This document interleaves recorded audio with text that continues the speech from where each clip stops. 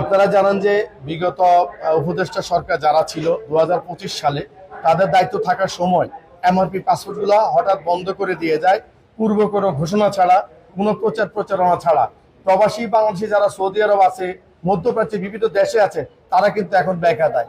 কারণ এমআরপিটা বন্ধ করার পূর্বে যদি একটা ঘোষণা দিত যে আগামী 2026 সালে এত তারিখ থেকে এই বন্ধ হয়ে যাবে, প্রচারণা গণমাধ্যম কর্মীদের নিয়ে প্রেস মিডিয়াগুলোর সাথে কথা বলে বাংলাদেশ থেকে প্রচার করতো, তাহলে আজকে প্রবাসী বাংলাদেশি যারা সৌদি আরব আছে বা বিভিন্ন দেশে আছে তারা এই বিপদগ্রস্ত হতো না।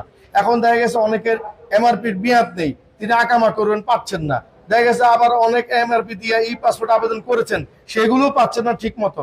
বাংলাদেশ থেকে এমআরপি যে আবেদনগুলো তারা গ্রহণ করেছে সেই পাসপোর্টগুলো আসতেছে না, এবং যারা ই পাসপোর্ট আবেদন করেছে সেই পাসপোর্টগুলো আসতেছে না। যেখানে আগে 20 থেকে 25 দিন, 30 দিন, 40 দিনে মানুষ ই পাসপোর্ট পেত, সেখানে অনেক পাসপোর্ট এখন 2 মাসও প্রায় পার হয়ে যাচ্ছে, মানুষ পাসপোর্ট পাচ্ছে না। এখন যদি মানুষ পাসপোর্ট না পায়, তাহলে আপনারা জানেন এই প্রবাসী বাংলাদেশিরা প্রবাসে থাকে, তারা কেউ দেশে যেতে পারে না। কেউ দেখা গেছে মা অসুস্থ, বাবা অসুস্থ, কোম্পানি থেকে 3 বছর পর ছুটি পেয়েছে, সে যেতে চাইলেও যেতে পারছে না শুধু পাসপোর্টের কারণে। আমাদের একটাই আকুল আবেদন, প্রবাসী হিসাবে বলবো যারা বাংলাদেশের দায়িত্বশীল আছেন তারা দ্রুত সময়ের মধ্যে প্রবাসীদের কথা ভেবে রেমিটেন্সের প্রভাব বৃদ্ধি যদি করতে চান, তাহলে প্রবাসীদের সমস্যাগুলো আছে সেগুলো সমাধান করবেন দ্রুত গতিতে, নাহলে অন্যথায় কিন্তু রেমিটেন্সে ভাটা পড়ার সম্ভাবনা রয়েছে। কারণ এই প্রবাসীরা কিন্তু বাংলাদেশকে টিকিয়ে রাখছে, অর্থনীতির চাকা সচল রেখেছে। অতএব এমআরপির বিকল্প হচ্ছে এমআরপি অনুযায়ী ই পাসপোর্ট গুলো হতো, তাহলে মানুষ আরেক সুবিধা পেত।